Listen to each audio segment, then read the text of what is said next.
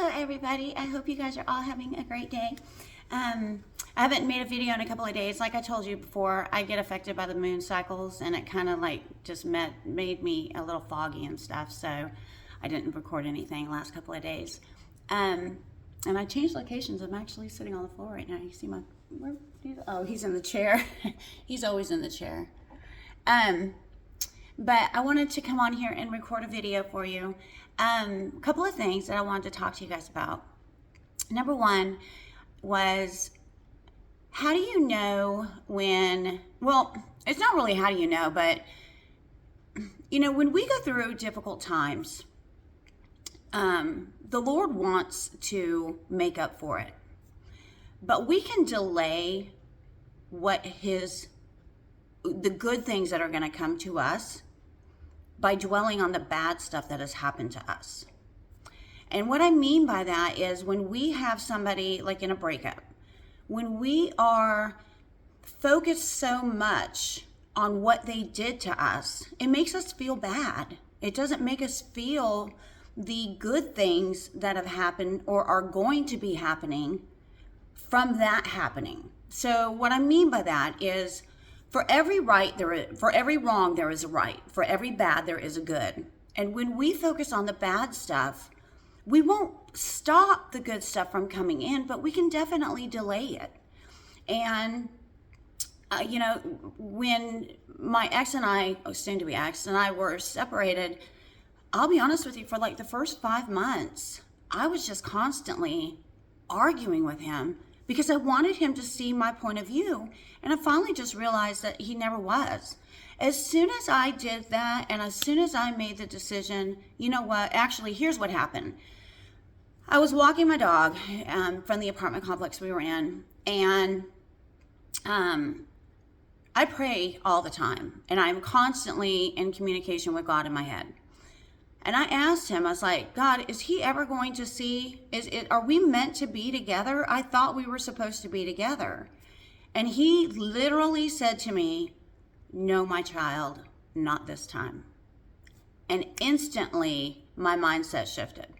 I'm like, okay, so I know now going forward, we're not supposed to be together. And at that point, things started happening in my life where our lease was going to be coming up for renewal again in October, and this was like July, and we had to make the decision whether we were going to actually renew the lease or find a new place. Well, I didn't want to sleep on the couch for another year, so I talked to my daughter-in-law, and the very first place that we looked at, it actually was a house in this community, but it had all the bedrooms upstairs and my dad needed it downstairs, so that was the first place. And then we saw this townhome, and we looked at the townhome, and I'm like, this is perfect. And we both got excited, and we both saw ourselves in the townhome, and within 5 days we were approved. So I knew that that is what God was holding on to for me until I had my mindset shifted. Now, things have, you know, I still for a long time was trying to fight my point of view because I wanted him to accept what I was saying is true. And I finally got to a point where I realized he was never going to. So how did I get over the whole thing? Well, I have in the past, and I guess all my life, I turn pain into power. I turn my revenge to, and I don't get revenge on anybody. Please don't get me wrong. It's not like quote unquote revenge. I'm not out seeking justice for what's been wronged on me. But for me personally, I take what has happened and I don't really know how to explain it. I use it as my motivation to be a better person. And that is how I get by. That's how I've always done it my whole entire life. I hope that helps somebody. You know, use your pain as your power to be a better person than the version you just left behind.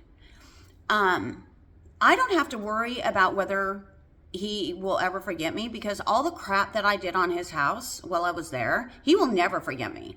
He pulls into his driveway and he will instantly remember me because we redid the whole front of the house. He walks in through the kitchen or through the garage and he's in the kitchen. He will forever remember me because all the kitchen cabinets are painted.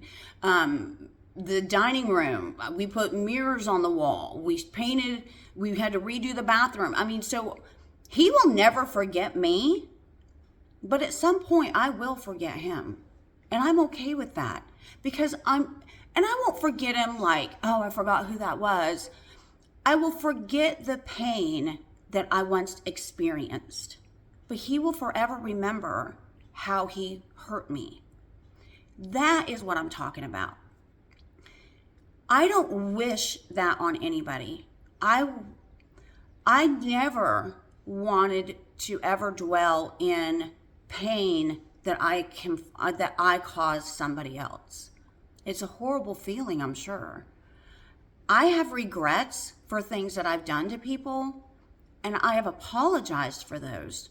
But I'm sure that at some point in my life, I've upset somebody that I haven't apologized to, but I don't remember, because I don't dwell.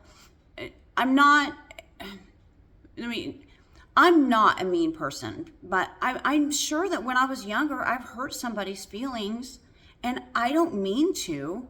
I'm a truth speaker. I speak the truth and I'm honest. And I think a lot of people have a problem with that, unfortunately. It doesn't serve me. I'm working on how to bring the truth to light in a softer tone.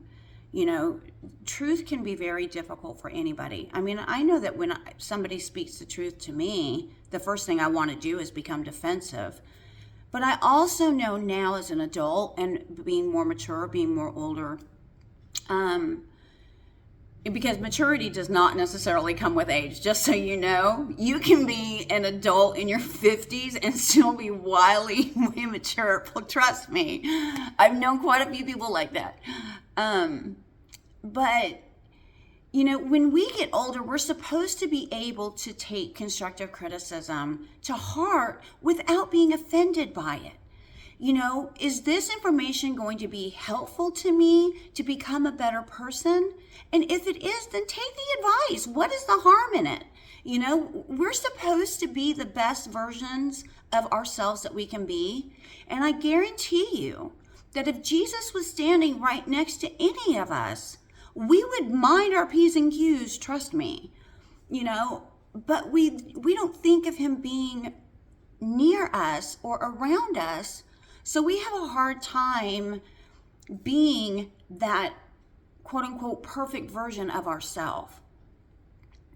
When we are intentionally hurting people, then we are in the wrong.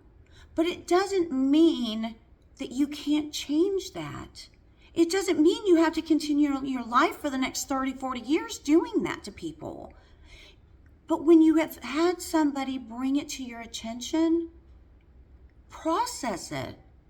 Don't think that they're just telling you that you're a horrible person. Reflect on what they're saying and then change the person that you are. Anyways, that's all I wanted to say. I hope you guys have a great afternoon and bye.